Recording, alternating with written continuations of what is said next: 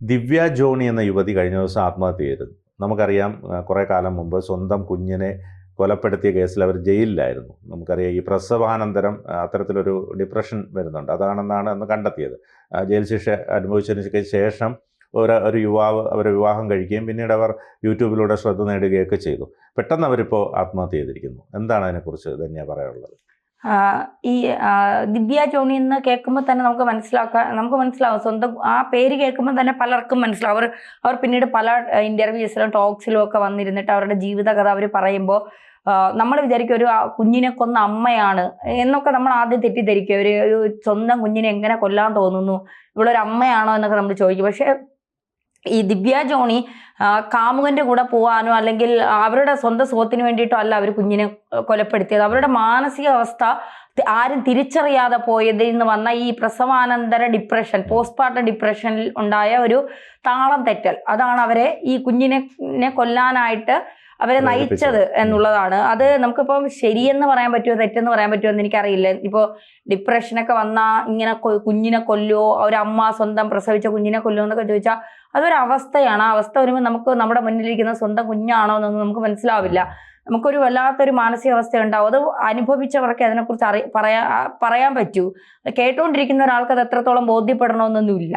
പലതും നമ്മൾ അനുഭവത്തിലൂടെ മനസ്സിലാക്കുമ്പോഴാണ്. ഇപ്പം തീ കത്തുമ്പോൾ നല്ല രസമായിരിക്കും. അതിന്റെ ചൂടറിയണമെങ്കിൽ അതിൽ ചെന്ന് കൈവച്ച് നോക്കിയാൽ അത് എത്രത്തോളം അഫക്റ്റ് ചെയ്യുന്നതെന്ന് നമുക്ക് മനസ്സിലാക്കാൻ പറ്റുള്ളൂ. അതുപോലെ തന്നെയാണ് മറ്റുള്ളവർക്ക് വരുമ്പോൾ കാണാൻ നല്ല രസമായിരിക്കും. മറ്റുള്ളവരെ കുറ്റം പറയാനും ഒക്കെ ഭയങ്കര ഇൻട്രസ്റ്റ് ആയിരിക്കും നമുക്ക്. പക്ഷെ നമുക്കത് വരുമ്പോഴാണ് നമുക്ക് മനസ്സിലാവുന്നത് നമ്മളത് എന്തുമാത്രം ഏത് തരത്തിലൂടെയും നമ്മൾ കഴിഞ്ഞു പോകുന്നത് എന്നുള്ളത്. അപ്പോൾ ഇവിടെ ഈ പെൺകുട്ടിക്ക് സംഭവിച്ച അത് തന്നെയാണ്. അവൾ സ്വയം തിരഞ്ഞെടുത്ത ഒരു ജീവിതം, അതിലേക്ക് ആ പെൺകുട്ടി വിവാഹം കഴിഞ്ഞു പോകുന്നു. അതിനുശേഷം അവിടെ നേരിട്ട അവഗണന, വല്ലാത്തൊരു ഒറ്റപ്പെടലൊക്കെ ആ പെൺകുട്ടിയുടെ മാനസിക നിലയെ തന്നെ വല്ലാതെ തകരാറിലാക്കി. കൊല്ലം കുണ്ടറ സ്വദേശിയാണ് ഈ ദിവ്യ ജോണി എന്ന് പറയുന്ന പെൺകുട്ടി. അതിനുശേഷം ഗർഭിണിയാവുമ്പോഴും കിട്ടേണ്ട ഒരു ചേർത്ത് പിടിക്കലോ പരിഗണനയോ ഒന്നും കിട്ടുന്നില്ല. ഈ അതേ മാനസികാവസ്ഥയെ തന്നെയാണ്. എന്ത് ചെയ്യണമെന്നറിയില്ല. ഈ ദേഷ്യം മുഴുവൻ എവിടെ കൊണ്ട് തീർക്കണമെന്നറിയില്ല. ഇപ്പോ ഇങ്ങനത്തെ ഡിപ്രഷൻ എന്നൊക്കെ പറയുമ്പോൾ പണ്ട് കാലത്തുള്ള ആളുകൾ പറയുന്നത് തിന്നിട്ട് എല്ലിൻ്റെ ഇടയിൽ കയറിയതിന്റെ അങ്ങനെയാ പറയുന്നത്. ഡിപ്രഷൻ അതൊക്കെ ഇപ്പൊ കണ്ടുപിടിച്ചു. ഇതൊക്കെ നമ്മളുമൊക്കെ പ്രസവിച്ചു വന്നത് തന്നെ.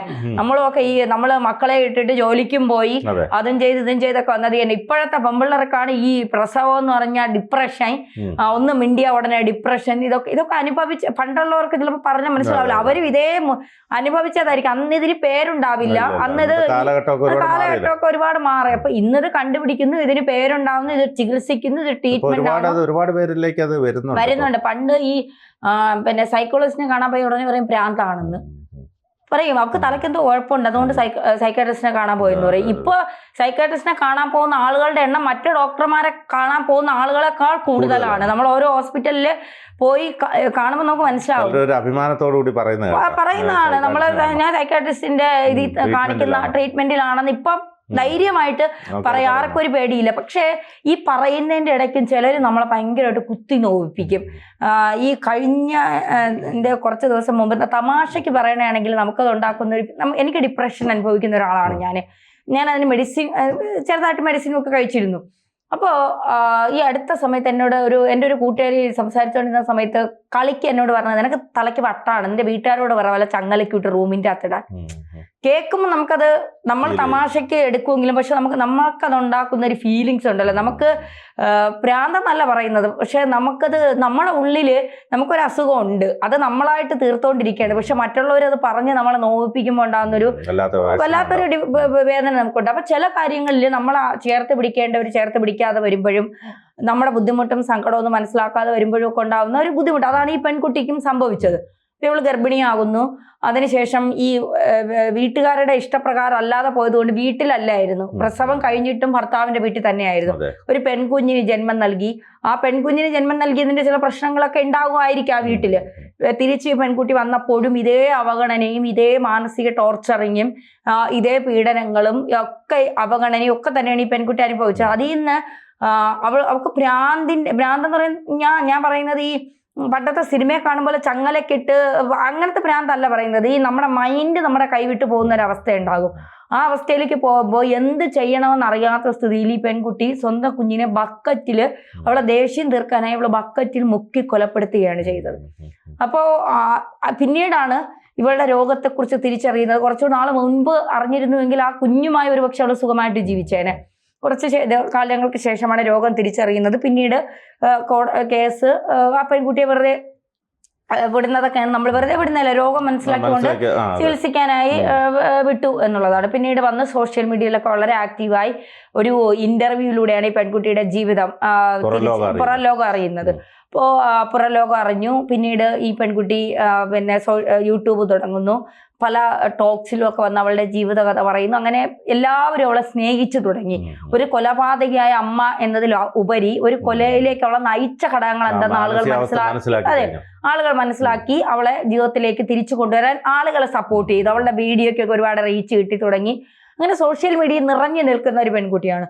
അപ്പോൾ ഒരിക്കൽ ഞാനും ഇന്റർവ്യൂവിന് വിളിച്ചായിരുന്നു, മറ്റൊരു ചാനലിലായിരുന്നു. അപ്പോൾ എന്നോട് പറഞ്ഞത്, ഞാൻ ഓർക്കാൻ ഇഷ്ടപ്പെടുന്നില്ല ഇപ്പൊ ആ കാര്യങ്ങളൊന്നും, അതുകൊണ്ടാണ് മറ്റേതെങ്കിലും ഒരു അവസരത്തിൽ ഒരു വിഷയം വരുമ്പോൾ തീർച്ചയായിട്ടും ഞാൻ പ്രതികരണം തരാന്നൊക്കെ പറഞ്ഞ് നല്ല ഇതിലാണ് ആ സംസാരം അവസാനിച്ചത്. പിന്നീട് ഈ പെൺകുട്ടിയെ കുറിച്ച് വലിയ കുറെ നാളുകളായിട്ട് ഒരു വിവരവും ഇല്ല. എവിടെയെങ്കിലും സന്തോഷത്തോടെ ഇരിക്കുന്നുണ്ടാകാം എന്ന് നമ്മൾ വിചാരിച്ചു.